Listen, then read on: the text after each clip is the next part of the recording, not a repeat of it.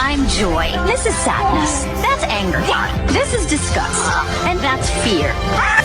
Hai teman-teman, kenalin aku Fitria Rama dengan NPM 244100076. Kali ini aku mau memenuhi syarat tugas video komunikasi interpersonal. Hari ini kita bakal ngobrol santai tapi penting banget nih. Emosi dan komunikasi. Pertama, kecerdasan emosi. A. Perasaan. Pertama marah, kedua bahagia, ketiga sedih, keempat kecewa. B. Situasi. Pertama serius, kedua santai, ketiga formal atau semi formal. C. Situasi. Pertama cara berbicara, verbal atau non-verbal, secara efektif. Gimana sih emosi kita bisa mempengaruhi cara kita berkomunikasi?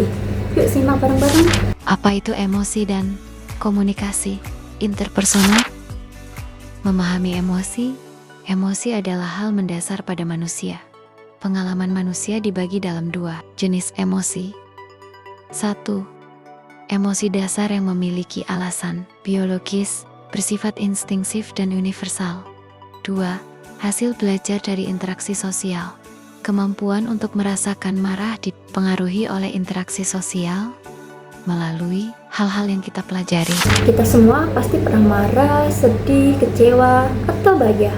Tapi, pernah nggak sih kamu mikir, bagaimana perasaan ini mempengaruhi cara kita bicara sama orang lain? Aku seneng banget bisa ketemu kamu lagi. Aku ngerasa kamu gak perhatian sama aku. Kok kamu bilang gitu sih? Emosi adalah hal mendasar dalam diri manusia. Dan komunikasi interpersonal adalah cara kita menyampaikan pikiran dan perasaan kita ke orang lain, baik secara verbal maupun non-verbal. Komunikasi itu gak cuma kata-kata.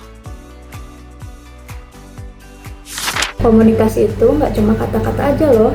Bisa aja kayak ekspresi wajah, gerakan tubuh, dan nada suara. Aku bangga banget sama kamu. Ini gak adil. Kita dapat belajar di lingkungan. Misalnya dari lingkungan keluarga, sekolah, sampai komunitas.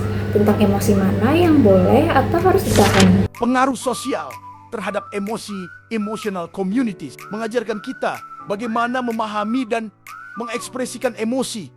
Masyarakat dan komunitas mempengaruhi keyakinan kita tentang emosi yang baik atau buruk, emosi yang harus diekspresikan atau ditahan. Kecerdasan emosional dan hubungan sosial.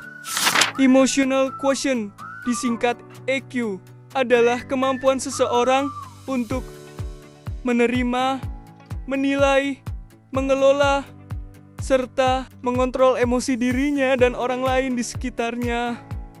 Dalam hal ini, emosi mengacu pada perasaan terhadap informasi akan suatu hubungan, sedangkan kecerdasan mengacu pada kapasitas untuk memberikan alasan yang valid akan suatu hubungan. Menurut Daniel Goleman, orang dengan emotion quotient tinggi lebih bisa membangun hubungan sosial yang sehat dan kerja lebih efektif.